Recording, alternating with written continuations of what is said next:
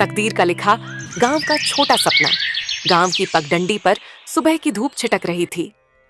हवा में मिट्टी की महक घुली हुई थी और खेतों में खड़े गेहूं की बालियां हल्की हल्की हवा के झोंकों से झूम रही थीं।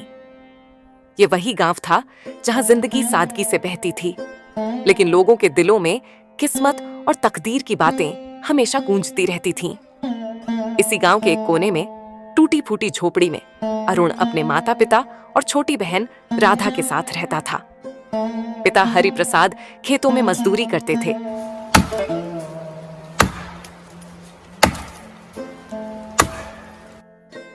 और मां दूसरों के घरों में झाड़ू पोंछा।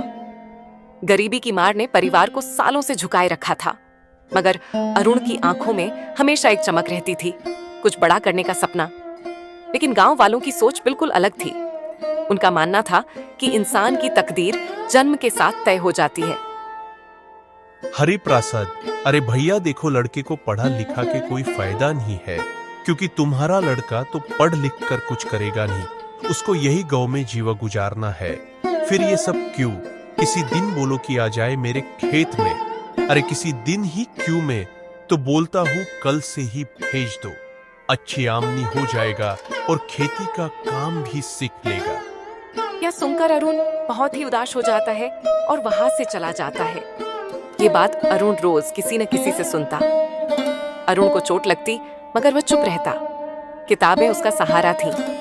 फटे पुराने पन्नों में भी उसे दुनिया बदलने की ताकत दिखाई देती। रात में जब मिट्टी का दिया जलता, वही उसकी स्टडी लैंप बन जाता। बहन राधा चुपचाप उसके पास बैठती और कहती, भैया तुम जरूर बड़े आदमी बनोगे।